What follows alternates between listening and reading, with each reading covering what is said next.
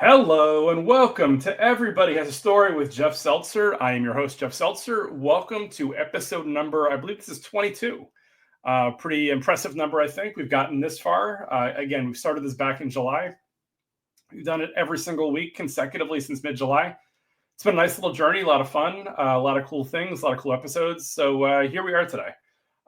Before getting into the episode, I did want to call back a little bit of follow-up from last week. Last week's episode was all about the random jobs that I had in college and before college. One thing that I failed to mention that I always get a kick out of and talk to people about is when I worked in college and I worked in CVS, shout out to Daniel Ireland, as well as working at Sam Goody. I did both at the same time.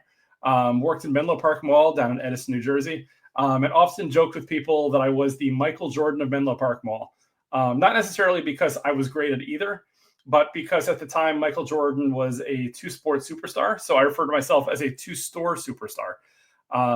Never made any merch, never did anything with it. Probably people rolled their eyes at me. But with that said, I did often refer to myself as the Michael Jordan of Menlo Park Mall. So you can add that to the list of nicknames that I've probably given to myself over the last 30 plus years. With that said, I did want to, first of all, welcome everybody as I did before. I want to thank you all for joining. If this is your first time finding the podcast, thank you so much. I think you'll enjoy it. As this is episode 22, there are 21 previous episodes. Most of them are really good and a lot of fun. I'll let you go through them, see which ones you enjoy. Definitely pick them out by the topic. What I would suggest is my guest today is John Germain. Definitely look back to the Halloween Horror Nights episode that I did with him a while back.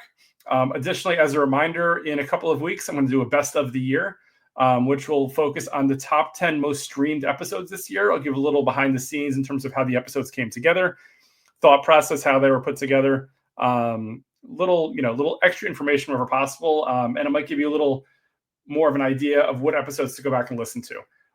If this is not your first time listening, I'm sure there are many of you out there, such as Marcus, such as Daniel, and the dozens and dozens of my every week listeners.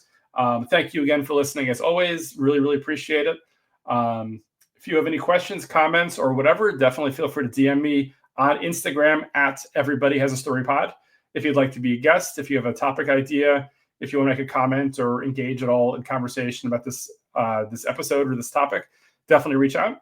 Beyond that, as you all know, I am on all podcast platforms. Videos on Spotify and YouTube. Additionally, we are on audio for those two, as well as for Amazon, iHeartRadio, Pandora, Apple, everywhere else. I do want to call out the fact that I did see this past week, as the Spotify Wraps came out, I did end up in the top 5 of, let's say, at least one Spotify Wrap for podcasting, which was really, really exciting. Really cool to see that I was up there with the greats of the Major Wrestling Figure Podcast, Chris Van Vliet, Hornswoggle from WWE. So some people out there, I'm in your top 5. It's really exciting. If anybody else's top 5 came out and I popped in, definitely shoot it to me. I'd love to see it. Really, really excited. And it shows that, people are listening and that this is actually worthwhile what I'm doing here. Additionally, you can find me personally on Instagram at Seltzer77 for all things Jeff Seltzer. You can check me out at jeffseltzer.com. Additionally, you can email the show at everybodyhasastorypod at gmail.com. Once again, just wanted to remind everybody that this is episode 22. We have a few more coming this year, and we'll probably have a little bit of a break going into the new year. Enjoy the holidays. I'm sure people won't be traveling to and from work, so they won't necessarily need podcasts as much. So there is that.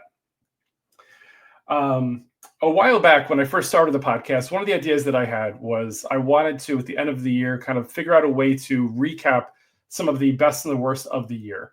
For me personally, one of the things that's always been a part of my life, I would say there were 3 things that since I was younger, I remember I've always been really interested in and has helped me out significantly. Professional wrestling, as a lot of people are fully aware, is a huge part of my life. I've been a fan since I was like 7 or 8 years old. Music, always been a huge fan of concerts, going to concerts, listening to music, definitely helps me to find my happy place. If I'm having a day, kind of like go to myself, put some headphones in, listen to music, definitely helps. And lastly, movies. As I mentioned in previous episodes, I go to movies by myself. I go with family. I go with friends. Whatever it is, for me, it helps me to disconnect. It's one of the few places where I can kind of go, not look at my devices, just kind of stare into space or watch the movie and just kind of enjoy what's going on. That goes for both in theaters as well as at home as well. Definitely a little bit more of a, private or, disconnecting setting in theaters, because at home, obviously, you can put your phone on, your iPad, whatever else like that.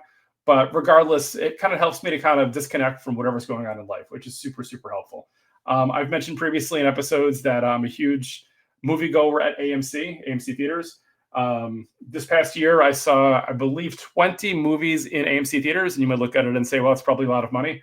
As I mentioned in the past, I do have the AMC movie deal where you pay a certain amount per month, and then you can get up to 13 movies per month included as well. It works for me. It doesn't work for everybody. Not everybody enjoys or goes to movies that often. For me, the ROI is there, so it definitely pays out. I'd be curious to know from AMC what their stats look like, or kind of what their ROI is on that. I don't know a lot of people who have that deal, but I do often see a lot of people at movies, from time to time. Specifically, when I saw Wicked recently, Moana 2, when Deadpool and Wolverine was in theaters, there were definitely a lot of people out there. But for that AMC movie deal to work out for you, you definitely have to go, a decent amount of times to get your money even or back, whatever. So, based on the AMC stock price, as I oftentimes joke with my buddy John, I'm assuming it's not doing as well as I would hope or should. Curious to see where the movie theater business evolves to eventually. With that said, did want to welcome my buddy John to the show this week. John, Germain, how are you doing today? Doing very well. How about yourself?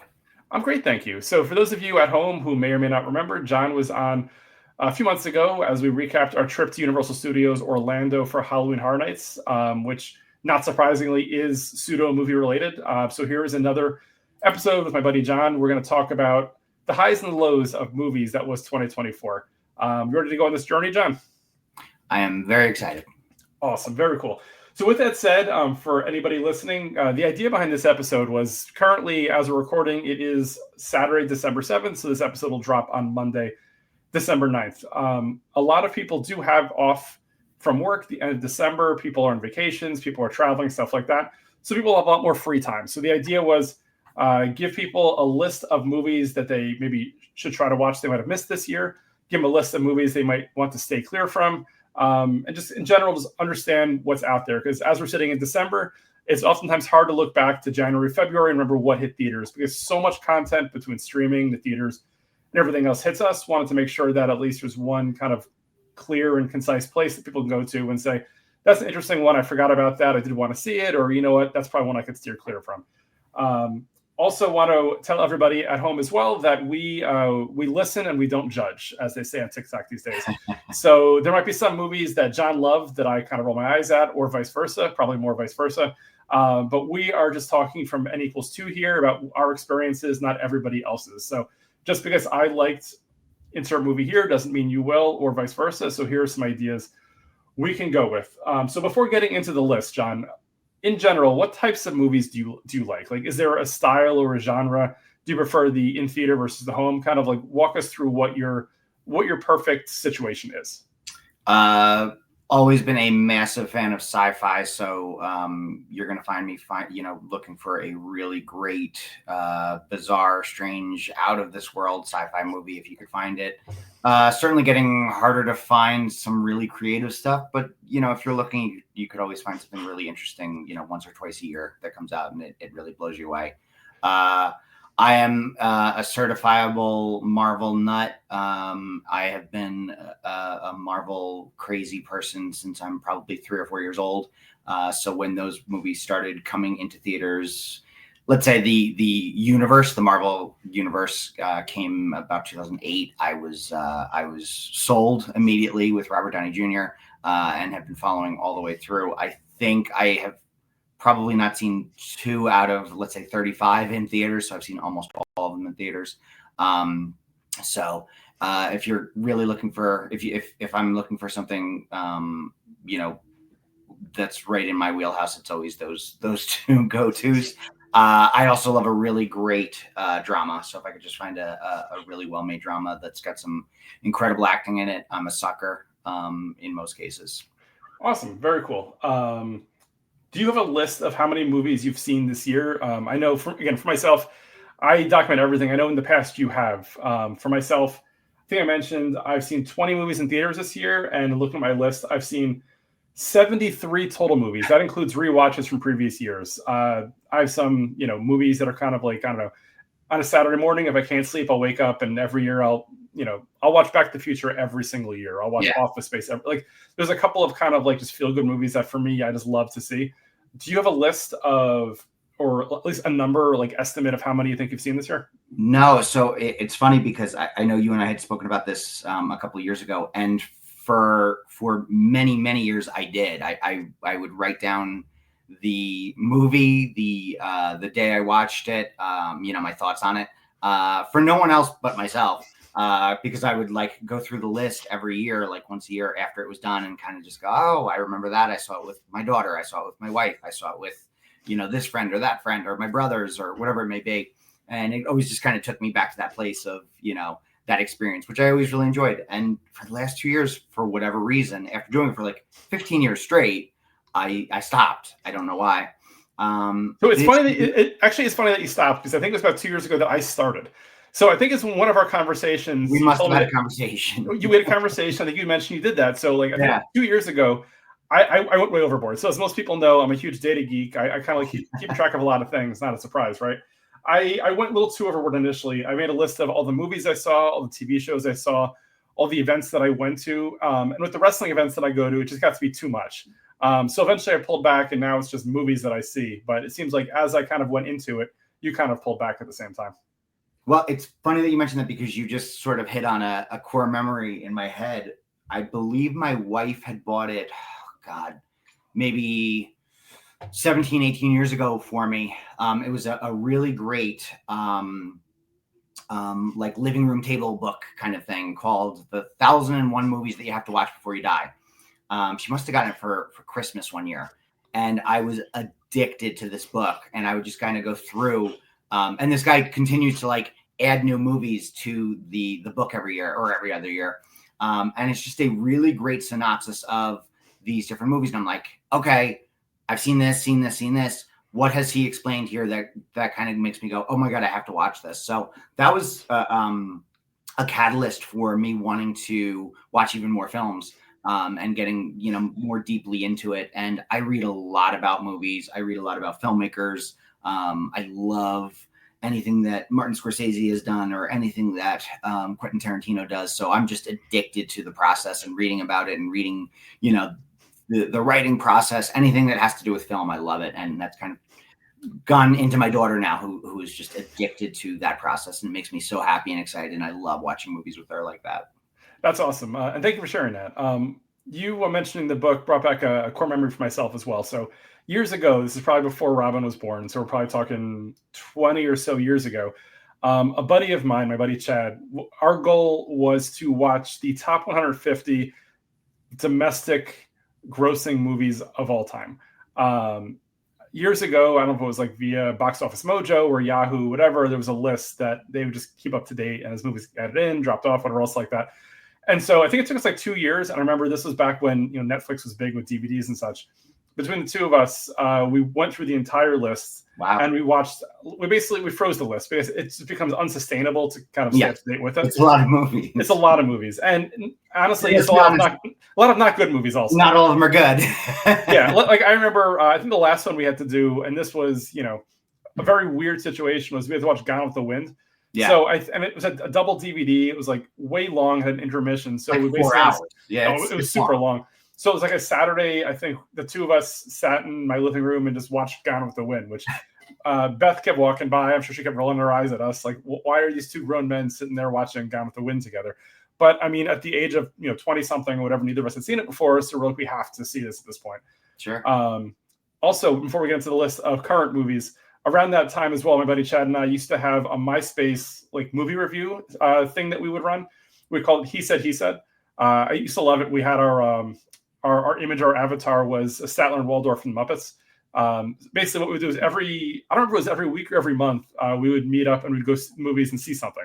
And then we put down a review of like what we thought of it. So as mentioned, like for me, movies have always been a big part of my life. I just love the escapism. I just love the fact that it's something different. It's a way to kind of like, no matter how good or bad life is at the time, you can escape and kind of like for that short amount of time, like that is your life. You can kind of forget about work or family issues or whatever's going on, like that is what's going on, you know? Agreed. Awesome.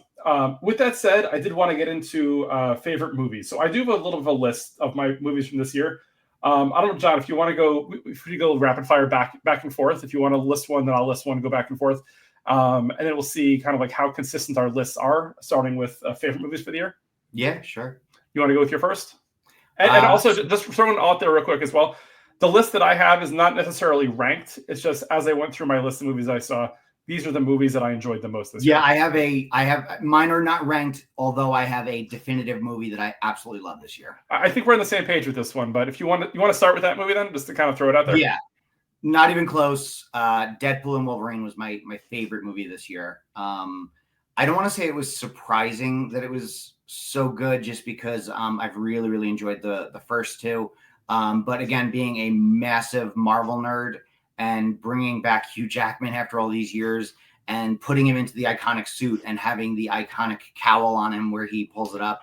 My daughter, who we watched it twice in theaters because we loved it so much, she looked at me and she just saw a 12-year-old boy again because I felt like I was just stuck in time about how excited I was seeing Hugh Jackman finally put on this iconic suit after only 24 years of him being, the essential Wolverine. So it was just so amazing to get to watch it, and I absolutely loved it the first time. So we went to see it right before it was out of theaters, like 2 or 3 weeks before it finally left theaters, because it was in theaters for a good amount of time, probably 12 weeks, which is uncommon these days, right? Yeah. And I haven't seen a movie twice in theaters in many years, so long so that I can't tell you the last one that it was. That's how much I loved it. Nice. Yeah, I'll say that was on my list as well. Not a surprise either. For anybody who does want to watch Deadpool and Wolverine, it is available on Disney Plus for streaming, and you can also download it as well that way.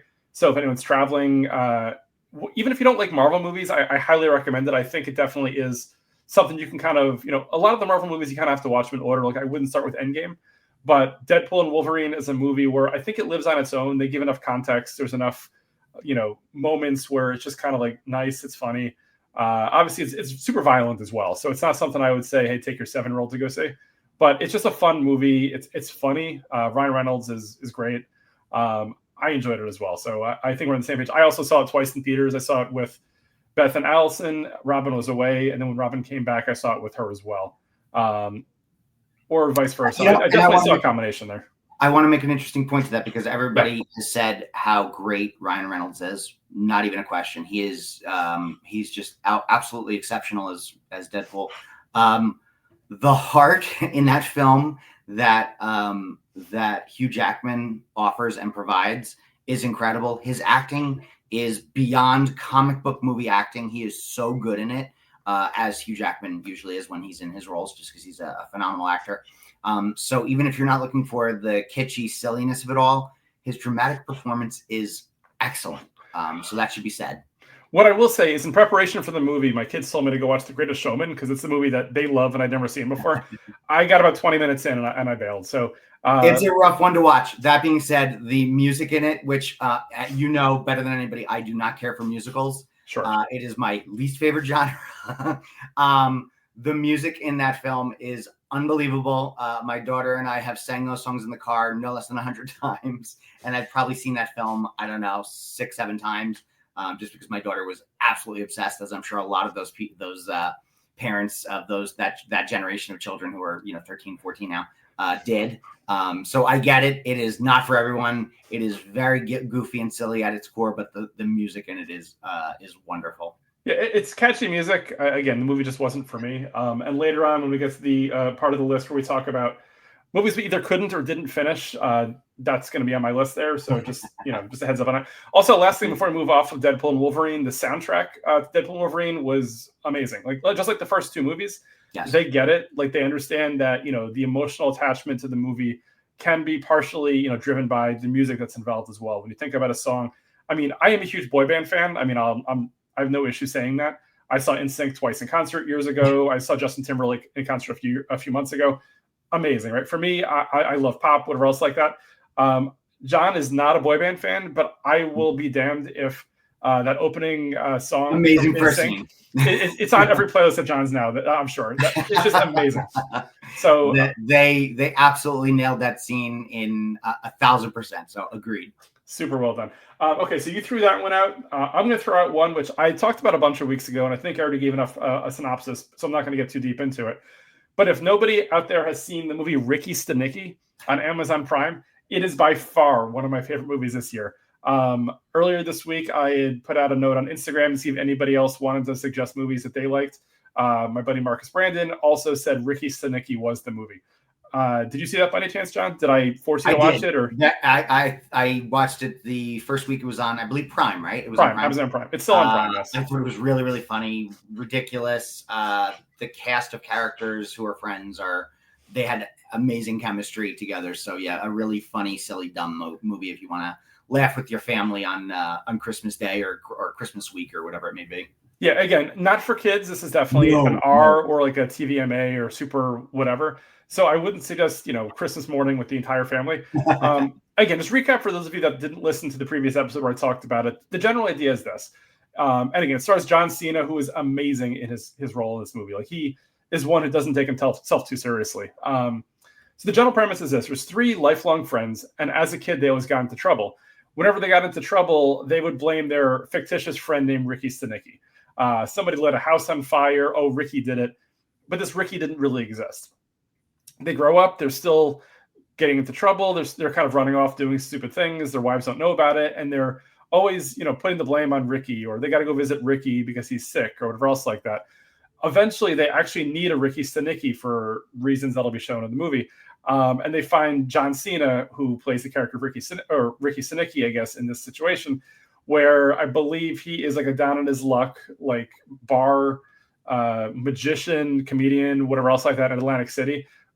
Super, super great. They hand him a Bible of everything Ricky's ever done, and he just kind of plays into the role, which is ridiculous. So that was a lot of fun, and it kind of goes on from there. So again, for anybody out there, definitely highly recommend Ricky Stenicki on Amazon Prime. I think, John, are you still there? Yeah, absolutely. Okay, cool. Awesome. So that'd be one of my top movies as well. John, do you want to fire off another of your favorite movies from the year?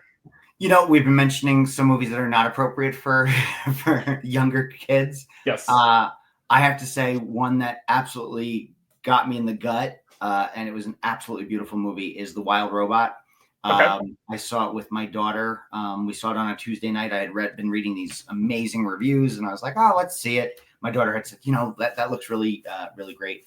What a beautiful movie. The voice acting is just incredible. And just a movie that has so much heart, and the end just had me in almost in tears, just from the point of having kids and watching them grow and having them have to mature and make their own decisions and develop into adulthood. So a really, really beautiful movie, and excellent for the entire family. Very awesome. I didn't see it. Just for anybody out there, I just took a look. As far as I know, it looks like it's not currently on any streaming service included. You can purchase it from iTunes for $19.99, or you can rent it, I believe, for $6.99. My assumption is I think it was Universal, so maybe it'll be on Peacock at some point, maybe closer to the holidays. But as of right now, I guess you can either get the DVD Blu-ray, or you can get it from iTunes or any streaming service for purchase. So just keep that in mind. It should be out very soon. We saw it, I'm going to say in September, so I would assume very, very soon it'll be on regular streaming. Yeah, I would say sticking with the theme of family or children's movies, I absolutely loved Inside Out 2. Inside Out 2, as everyone probably knows, is a sequel to Inside Out 1, which came out years ago. Absolutely loved it. Saw it with my wife and my 2 kids. What I love about it is the fact that, at least for myself anyway, my younger daughter's 14, probably going through a lot of the same types of things that Riley, the main character in the movie, was going through. Probably hit me a little different than it hit her, because, obviously different movies will hit, adults as they've already experienced it versus people who are currently going through it. Really, I thought entertaining, funny. The voice acting was great. Overall fun movie, also available currently on Disney+. I assume you probably saw that, right, John? Sure did. So I saw it with a bunch of my nieces and nephews, as well as my daughter, and 100% agree. I was looking over at my daughter at some of the things that Riley was saying in the film, And I was wondering if somebody had been stalking my house, listening into my conversations with my kids for the last year, because some of it was so spot on, it made me uncomfortable. The writing was excellent. The animation, obviously, exceptional, as Pixar is always want to do. But really a great, beautiful film, and as you said, available now. So I think people should take a look, because it was really, really a beautiful movie with a lot of heart. Absolutely, that was Inside Out 2. What's your next movie or something you want to throw in there, John? I'm going to talk about one that I thought was great. It didn't get a ton of love, but I think it is going to be a movie that sort of stands the test of time. Civil War came out in, I want to say, March or April. Yes. And it was definitely a surprise in my mind of being so well done. The director, Alex Garland, I've seen some of his films where I thought they were just really creative, interesting. They took the sci-fi genre to new levels, and sometimes he does stuff that I think falls really, really flat. This time I was so happy that it didn't. It was a really rough movie to get through, but very, very well made, and you're uncomfortable in the theater at what's going to happen next, because you really don't have any idea what corner they're going to turn. Kirsten Dunst, who I've never been a massive fan of, did an absolutely wonderful job. The entire cast was great. And I would definitely recommend it to folks who are looking for something a little bit different, a little bit grittier, not your normal Friday movie night kind of flick. Yeah, I also saw Civil War. I'll say I did. For me, I'd say I enjoyed it. It was not my favorite movie or one of my favorite movies. I did like it.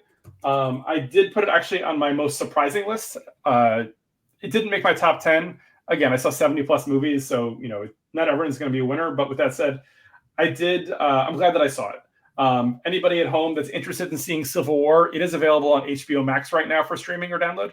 So if you want to check that out, you can definitely go there and see that. What I'll say is my next movie that I might have on my list here is a movie called I Used to Be Funny. Not sure if you've heard of that or if you saw it, John. I don't think so, no. Okay, so I Used to Be Funny. It's kind of like a dark, different type of a movie. So it stars Rachel Sennett, who I've seen her in Bodies, Bodies, Bodies. I think she was in the new Saturday Night Live feature film. She's been in a bunch of different things. She was in the show Idols on HBO Max. The general premise is she's a comedian. She has some kind of unfortunate trauma that happens in her life, which kind of gets her out of comedy. And it goes in a very non-linear way. So it kind of starts off, you kind of see her after bad things have happened.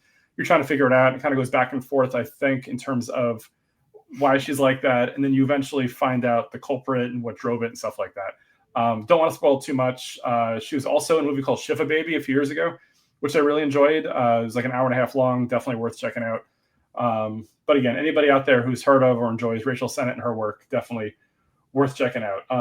Another one I'll throw out there is Abigail. I'm not sure if anybody has seen that or if John's seen that. So Abigail is a horror movie of sorts that is on Peacock, or at least it was over the summer when I watched it.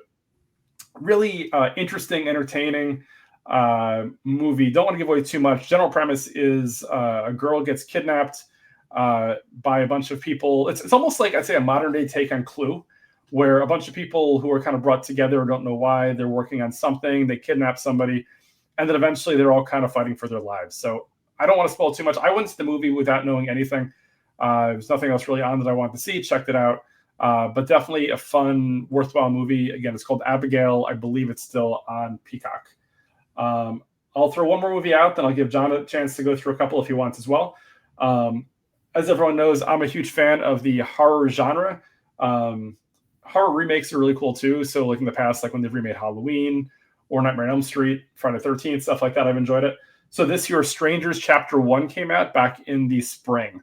The idea is it's supposed to be the first of a trilogy. The trilogy was supposed to come out in the spring, and then Halloween 24 for Chapter 2, and then Chapter 3 was going to be sometime in 25. I don't know the reasoning why or whatever. It might have been the writer's strike or the actor's strike or based on, low box office. But the second Strangers movie was postponed until next year at some point, so I'm hopeful to see parts 2 and 3. basic premise is, if you've seen the old Strangers movies, it's basically very much of the same.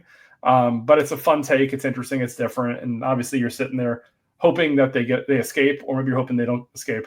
Fun movie. I enjoyed it. I liked it.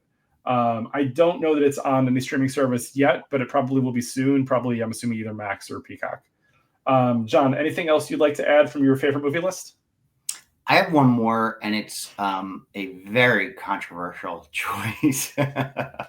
I may be the only person that thought that the new Joker movie, Joker Folie à Deux, was very well made, incredibly interesting. Again, you know that I don't care for musicals. So if you take out all the pieces where Joaquin Phoenix and Lady Gaga are singing, I thought it was an absolutely brilliant movie. And Lady Gaga was incredible as always, but Joaquin Phoenix just takes it to another level. He won the Oscar a couple of years back, I want to say in 2019, for his portrayal of the Joker. And back then it was just exceptional work. But I thought this was a really well-made movie that got a really bad rap. I think folks didn't realize what they were getting into. And again, putting the musical standard, songs in between was a little strange. It didn't really fit the premise of the movie.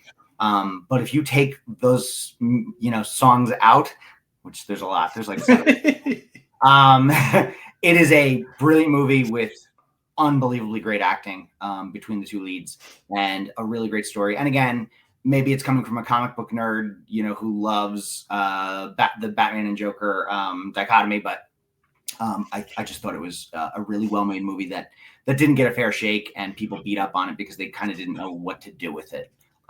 So yeah, that's one that I think people should watch just to see what it feels like, because I don't think I know a lot of people didn't go to see it in theaters, and I think it's on Max very soon. Yeah, very soon. Cool. Yeah, I that's one that I hadn't seen yet. I did want to see it before it came out. Once it came out, the reviews kind of killed it for me. I will see it at some point. I mean, to your point, it'll be on Max pretty soon, so I'm sure over the holiday break it's something I'll definitely catch up on. I do have 4 more on my best of, which I'm going to fly through. All 4 are, I'm going to call them pseudo documentaries. First one is, and this was on HBO Max, called Movie Pass, Movie Crash. Mm-hmm. This is something that John and I for years had talked about. So for those that aren't aware, I've mentioned before, I have the AMC movie deal where I pay a certain amount of money per month. I could see 13 movies a month, whatever else like that. So let's say the grandfather to that was an offering called Movie Pass. It was a movie offering not provided by movie studios, but by like a third party that really was destined to fail. The general premise was you can pay $10 a month, see as many movies as you want. And they were not affiliated with AMC. So in theory, every movie that I saw, they were then going and buying the movie ticket from AMC, which from an outsider doesn't make any sense, right? Because at the time, movie tickets were more than $10. So the second that I bought one movie ticket for the month, they were already in the red in terms of losing money off of me as a customer. Long story short, the documentary does a great job, I think, of kind of taking you through the history of how it worked, how it didn't work, where we are today. Not surprisingly, it failed, and AMC kind of took it over. So that was that.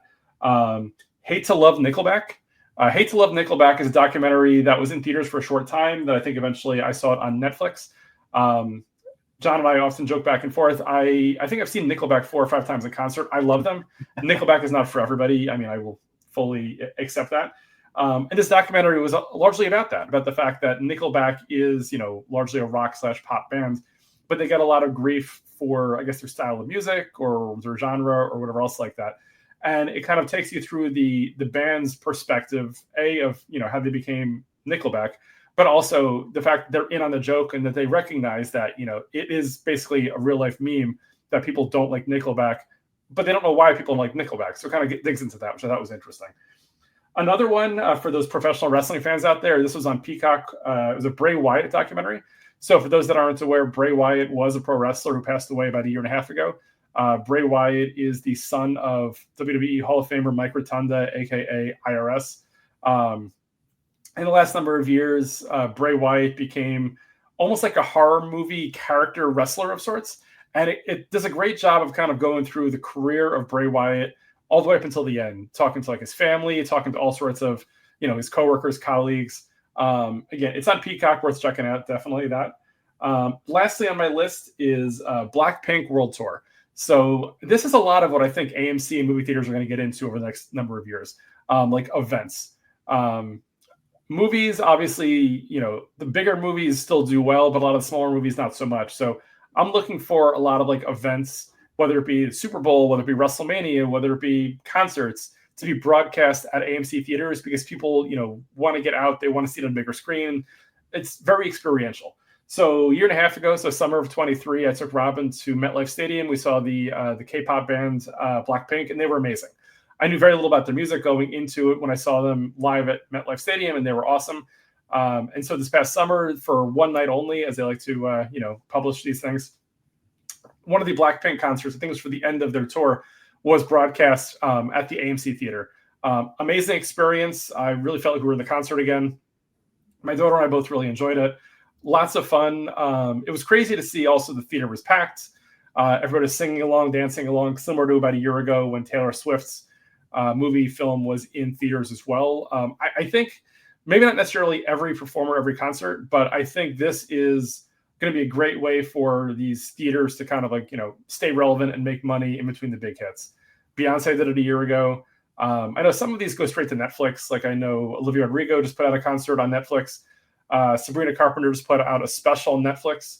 But I am hopeful that, especially for concerts that people either can't get out to, or especially as concerts get more and more expensive, to be able to kind of experience the concert without necessarily getting to the big arena or stadium, it's a great way to do it. And for AMC, I mean, the cost has to be minimal. A lot of these concerts, the production is already covered in the costs. A lot of them are being recorded anyway, so why not just put it out there and see if you can make a little extra money on it and, spread the experience as well. So that was that. Next up on my list, since we just went over the best, I do want to talk about the worst movies of 2024. And again, this is N=1, so it's not necessarily things that were necessarily panned by everybody. But I have two movies on my list that I would look at and say, I really wish I hadn't seen them, and I don't want to ever see them again. Do you have a list of worst or anything that you want to start off with, John? I do. That being said, I've experienced years in film where I really hated a lot of movies. This year I saw some real stinkers, but I'm trying in my old age to avoid movies that I know are just not my thing. But yeah, there's a couple on here that I thought were kind of awful. If you want me to go over those, yeah. If you want to throw one out there for now, it's just to tell everybody, like, hey, maybe steer clear of it, or think twice before going to see it. Well, I'll go rapid fire because I don't really want to give any of them too much time. That's okay. Go for it. If you want to do that, that's fine. Go for it. So, in no particular order, I thought the three worst movies that I saw all year were Madam Web, which was a pseudo Marvel movie. It's actually owned by Sony. It's essentially the Spider-Man films with Spider-Man villains, but without any Spider-Man included in them. Sony's been trying to do this for a couple of years, and it's just a car wreck. It never has worked. They've done it, I think, 4 or 5 times at this point. They're doing one more the end of this month, actually, with Kraven the Hunter. And Madam Web was just an abysmal movie-going experience. The next is The Watchers. It was written, but I'm not sure if directed, by M. Night Shyamalan of Sixth Sense and Unbreakable fame. His daughter. She tried to put together a really interesting premise that just falls apart halfway through. And I was really bummed because the first half was really interesting. And then it just kind of falls into very cliched movie nonsense, which kind of bummed me out because I thought she had something interesting going. The next, I had no preconceived notions that I was going to enjoy this movie, but I had nothing else to do while I was on my treadmill running one day. So I watched the new Roadhouse film with Jake Gyllenhaal and Conor McGregor. Yeah. An abysmal movie-going experience. Just a car wreck of a movie. I have no idea who thought this was a good idea. And just a really, really rough one to get through. And then I'd say the last one, I actually put this under, I loved the premise, but the movie falls apart. I have 2 of them, actually. Trap, which was an M. Night Shyamalan movie. I loved the premise when I first heard about it and saw the trailer. I thought the movie was utter garbage and really just a car wreck of a movie. So stands clear of that one. And I know you and I had spoken about this one a few weeks back. But my old ass on, I think it's on Prime. It's on Prime currently, yes. Yeah. Again, loved the premise. Thought it was really interesting. The lead female was, she was awesome. Yep. Really great actress. The premise was really interesting. The movie just fell apart. It didn't know what it wanted to be or what it wanted to do. And I was kind of bummed out by that because I really, really thought it was interesting. So yeah, those 5 movies, you don't have to run and onto your local streaming services and catch them anytime soon because they were just Oh, you know what? If I may, because I want to make it nice and quick, I also have a list of turned it off and never turned it back on if you'd like to hear those too. So we'll call it your couldn't finish list. Couldn't finish list. 2 movies which I wanted to watch.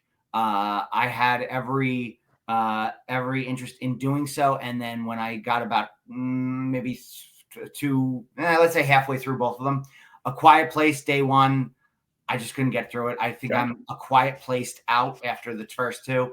The first one was really interesting. Second one was it took it in a different direction. It was interesting, but more of the same. This one just felt like more of the same. And it was a very quiet, boring, slow, nothing happening movie. So I never finished it. And then the next, Twisters.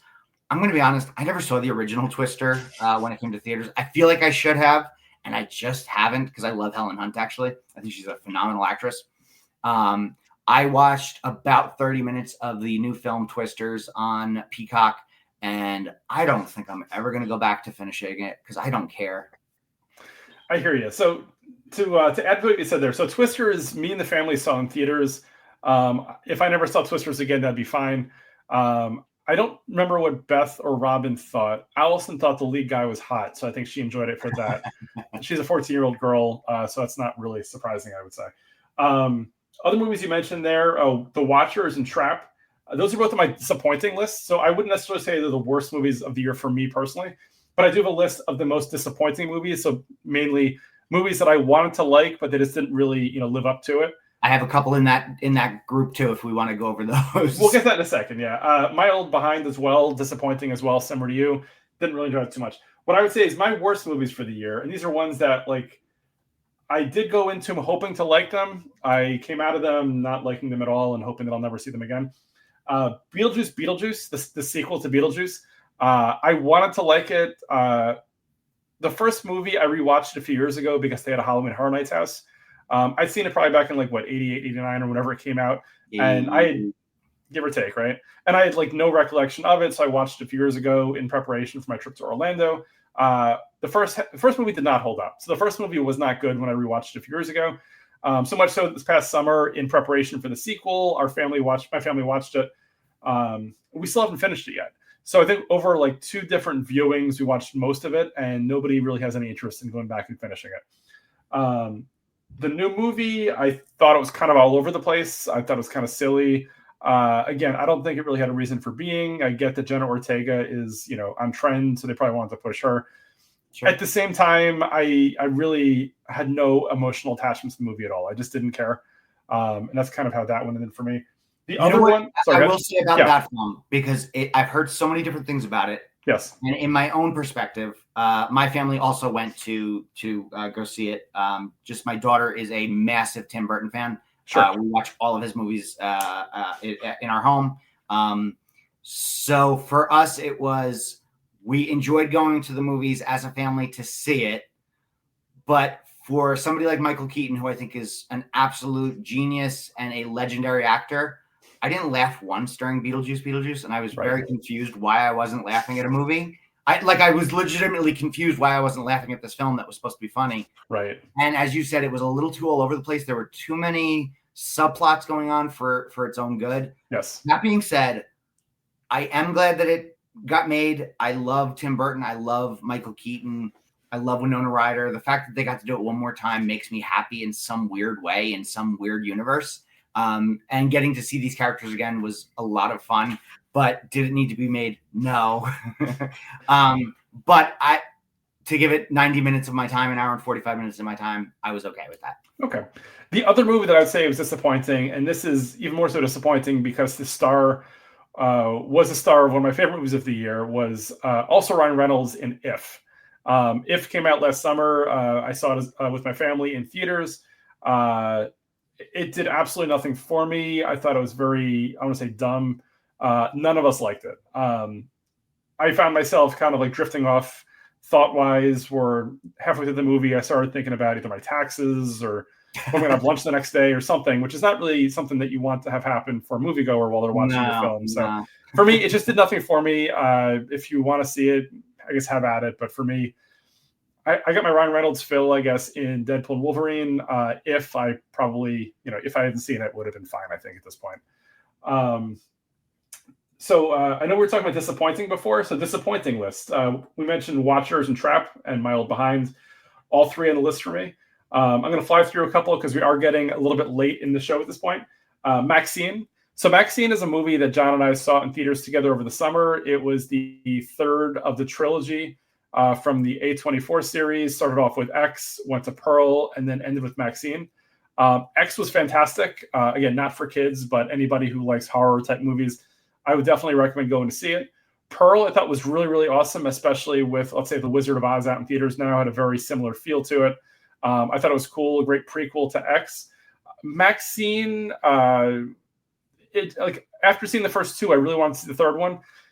Didn't do much for me. The only thing that really excited me during Maxine was a couple years ago, I took Allison to Universal Studios Hollywood. We did the backstage VIP tour where we got to see some of the movie sets and stuff like that. And there was a decent amount late in the movie of Maxine where you can literally tell she's on like that lot and things are going on or else like that. So for me, that kind of got my attention a little bit, looking at where she was and that me and Allison are walking around the same area. But from an actual movie perspective, it ended with a dud. Like I really didn't care by the time that one ended. Yeah, I agree. I loved Pearl. I thought Pearl was so well done. And it's my favorite of the three easily. And I thought Maxine was totally fine. Nothing to write home about. And like you said before, I never need to see it again. Last two movies on my disappointing list, Late Night with the Devil. So this is one that, and honestly, John and I were going to try to go see back in the spring. It was like a low budget horror film that ended up on Shudder. Shudder is a horror streaming service. The premise was interesting. The execution was, I'd say, not very good. It was getting rave reviews from lots of horror fans. I watched it. And honestly, I basically hate watched it by the end because I just did not care. I felt that I was spending Late Night with the Devil at that point because it just was not exciting me or doing anything for me at the time. The other one I was going to mention is a movie called The Greatest Hits. So this is a movie that was, I think it was made for Hulu. So probably it was originally made for theaters. They decided it didn't screen well enough, so they probably put it on Hulu. I think the general premise was supposed to be kind of like The Butterfly Effect, which is one of my favorite movies of all time, where anytime this person would hear a certain song, I think it would take her back to a certain time and things would happen. Definitely was not good. So if you're looking for a movie that's not good, that's kind of like, let's say, Butterfly Effect 4 or 5, and Butterfly Effect 2 and 3 were not very good. This was obviously not connected at all to that series. But if you want to see a bad movie, go see The Greatest Hits on Hulu. What's on your disappointing list, John? If we can rapid fire through whatever you got there. I'm gonna say one surprising one that Sure. I actually did enjoy was Late Night with the Devil, where I loved the premise and I thought it was so strange, and I love the lead in that. So it does fall apart a lot at the end, but getting to there really freaked me out, and I just thought it was really well done from a low budget perspective, and I loved the 70s late show aesthetic. I thought that was really interesting and fun, and they did it so well. It felt very authentic. But I could totally see people not loving where it goes by the end because it kind of falls apart, and I don't know why, because it shouldn't have. 3 movies, all disappointing, all sequels and or remakes, or however you want to call them at this point. Ghostbusters Frozen Empire. Ghostbusters Afterlife was a great legacy sequel, maybe top 3 legacy sequel of the last, I don't know, let's say 20 years. Ghostbusters Frozen Empire is a forgettable movie in every way. There is nothing more to talk about at that point. Furiosa, Mad Max Saga. I am not the biggest Mad Max fan. I've seen all of the films. I didn't love Fury Road. I know people absolutely love Fury Road. I watched Furiosa. I was bored to tears. Like you said, I might as well have been doing my taxes at that point. It just didn't do anything for me. It got great reviews. I didn't understand why. And afterwards, I watched Fury Road like a day or two later to just go, do I love Fury Road? Am I wrong? And I rewatched it and I was just like, no, I don't love this universe. I loved maybe the original because they were sort of in that time frame of the early 80s and they're fun, crazy action movies today. They don't do anything for me. I think they're just silly and boring. And the last, it's on my list, but it's not, it's disappointing, but not because it was bad, just because it doesn't really do anything for me. Dune Part 2. The Dune series has to be the newer ones of the last 5 years, has to be two of the most beautiful movies I've ever seen in my life. The visual effects are astounding. The cinematography is otherworldly. The movies are like watching paint dry. They are well over 2.5 hours, and they make you pay for every single minute of it. So those were three that I was really bummed about because I wanted them to be great, and I just thought they were Got it. Since we are running late in time, I'm going to skip a couple of categories and finish up with favorite rewatch. So for me, like I said earlier in the show, there are some movies that I like to go back and watch pretty much every year. And this year specifically, because there were a bunch that were actually re-released into theaters. So I went out and checked it out. So these are all movies that are very easily accessible, found, whatever else like that. I'm going to fly through a bunch. The Back to the Future series, every single year, like clockwork, I'll wake up on a Saturday morning, like 6 a.m., can't sleep, and I'll just binge all three. Like for me, that's kind of like my feel good. Like I just love it, everything about it. Super, super fun. This past year, the 20th anniversary of Shaun of the Dead, the movie, it was like it's a comedy horror of sorts, making fun of Dawn of the Dead from years ago. I think I saw it in theaters 20 years ago. I took Robin to see the re-release this year, really enjoyed it. I mentioned a few weeks ago, I did the same thing for Saw, as this was the 20th anniversary for the Saw first movie hit in theaters. So I took Robin to go see that. I mentioned Blackpink World Tour. Euro Trip. Euro Trip is a movie that, for me, I mean, it's easily 20 years old and it never gets old for me. Like every time I see it, there were so many pieces to it that just kind of like hit me and make me laugh even harder every single time. I'm not going to get too into detail about it. I'm not sure where it is available on streaming. If it is at all, you could probably buy it or you could probably see it somewhere. Euro Trip is amazing. I can't say enough great things about it. Other one I would say is Office Space. Office Space, something I see every year, like clockwork. Working in corporate America for 25 years. It was so ahead of its time. 25 years later, it still feels relevant, legit, and modern and stuff like that. Mike Judge is definitely the king for that and for other stuff that he has done. Absolute genius and a man of his era. Yes. Yes. Beavis and Butthead, Idiocracy feels more and more real these days. I mean, things like that. Without getting into it too much. Silicon Valley, let's not forget, one of the great TV shows. Yeah, you put me onto that show. That was fantastic. Mike Judge does some amazing stuff. So definitely that. Anything that you'd like to add on from a favorite rewatch perspective, John? You know what? I'd rather talk about stuff that I'm excited to watch, if you wouldn't mind. Yeah, go for it. I have a couple weeks coming up with my organization closing at the end of the year, where I really put in some movie watching time, and three that I've been very excited to watch for several months now. A movie that came out recently and just nobody paid attention to. No, Warner Brothers, after all these years, didn't give Clint Eastwood the time of day, even though he's worked for the organization for quite literally 70 years, is a movie called Juror Number 2. It is, quote, his last movie that he's directing. It got phenomenal reviews. I'm very excited to watch it. Clint Eastwood has been hit or miss in the last 20 years when he's been directing, but he has directed some absolutely phenomenal movies. So I'm super excited to watch that one. A movie that you and I have spoken about, Superman, which is a documentary based around Christopher Reeve and his struggles after his accident on while horse riding. I believe it comes to Max today. I am very, very excited to watch it. My wife and I are going to cry watch it together.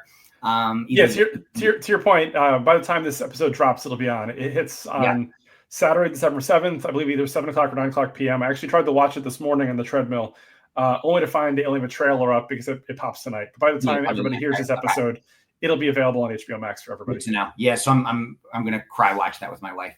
And then the last one, kind of it may be a hate watch, but Megalopolis by Francis Ford Coppola. The reviews have not been kind, but just being a massive Godfather and Godfather 2 fan, I am very interested to see what he does. He hasn't had a movie with this sort of budget in many, many, many years, just because he's kind of gone outside of the system for the last, 20 years, 15 years. So I'm interested to see what he does with this, but I do not expect great things. Gotcha. Awesome. With that, I do have one more thing that I want to add as well. So in terms of TV watching, so this past year, I haven't had as much time to watch TV as I usually do in the past. I think doing this podcast has definitely taken some time away. I do want to see House of the Dragon season 2 still at some point. What I will say, and episode 1 just dropped a week ago. Episode 2 drops this week. There's a show or series on MGM Plus called Earth Abides, which episode 1 was fantastic. Not sure if you saw it or heard of it, John. I didn't. Okay, so I watched the first episode last week. Basically, the premise is this. If anybody has seen The Last Man on Earth, which was a comedy TV series with Will Forte a bunch of years ago, it's basically that, but a drama version. So, everybody on Earth, for the most part, is dead. And honestly, it's probably not the greatest premise for a comedy. That's where this TV series comes in. Basically, somebody sleeps through a pandemic, wakes up, and there's nobody around them. And so they're kind of like, traveling, finding people, things happen, whatever else like that. Only one episode in so far, but so far it's been really good, really entertaining, I would say. Excited for episode 2, which should be available by the time this episode drops. So definitely worth checking that out. Anything else you'd like to add, John, or are you good for the week? I have some very easy choices of the best TV show and the worst TV show this year. Go for it. And then I'm done. Yep. I'm being on my soapbox. Of course. The best, not even close. The Boys season 4. It definitely not the best season of the series, but the show just is my favorite thing on television. The acting is excellent. The effects are great. And the storylines are absolutely bonkers, and it's always entertaining. It is never boring. So if you haven't caught up on The Boys, please do so. You will absolutely enjoy it. And the worst show I watched this year with a heavy heart was True Detective. I'm a massive fan, again, of the True Detective series. Seasons 1 and 3 are some of the best acting I've ever seen on television ever. Season 4 with Jodie Foster was just a train wreck. And I was really, really disappointed just because being such a huge fan of the series. So, yeah, I was bummed. So you can avoid that at all costs if you were looking to watch it at this point. Will do. What I would say is on HBO Max next year is a couple of really great next seasons coming out that I'm looking forward to. White Lotus, the next season, supposed to hit next year. I really enjoyed the first 2 seasons. Looking forward to, I think it's the third one. And Peacemaker, which I've been waiting, feels like forever to go see. Very exciting. They've wrapped up filming. Season 2 should be hitting next year at some point, as in 2025. So super excited for that. So with that said, actually, one more thing I wanted to add that I teased last week. So both Wicked and Moana 2 I saw in theaters recently. Wanted to just briefly mention what I thought of them before closing up for the week. Moana 2 was originally made for streaming. Then they quickly changed up and decided to go into theaters, which ended up being a good idea for them because it's done ridiculously well. It's like the biggest Thanksgiving opening of all time, I believe. I would never watch Moana 2 again if I had the choice. First one I thought was okay. This one, I think I may have taken a nice little nap during as well. So it did nothing for me. Even Allison, who wanted to love it, I don't think she enjoyed it that much. As for Wicked, I thought Wicked was fun. I absolutely loved the last 10 minutes of it. I'll probably end up seeing Wicked again at some point during the break with Beth. It's weird because I didn't necessarily love Wicked, but I thought it was fun, and I'm looking forward to part 2. And I think from a musical perspective, it was well done. I like the casting, the acting, all that kind of stuff. With that said, like I said, I'll see it again. What I do doesn't always make sense, but we will see it again regardless. With that said, I want to thank everybody for joining the podcast as always. As you know, we are on all podcast platforms. Please tell a friend, tell a family member, tell your kid, tell whoever you want to. Spotify, Apple, YouTube, iHeartRadio, Amazon, Castbox, Good Pods, all that kind of stuff. Check us out on Instagram at Everybody Has a Story Pod. You can check me out on Instagram at Seltzer77. DMs are open on both accounts, so if you want to be a guest, feel free. to send me a message and let me know. For all things Jeff Seltzer, you can check me out at jeffseltzer.com. You can email the show at everybodyhasastorypod@gmail.com. Real quick reminder, we'll probably have 2 more episodes this year and then probably take a break going into the new year. Lots of things going on, lots of fun stuff. Thank you again to John Germain, film historian and general movie snob, for joining the show. Definitely check out all the socials, follow, comment, review, all the great stuff. And we will join again next week. Take care, everyone. Have a nice week.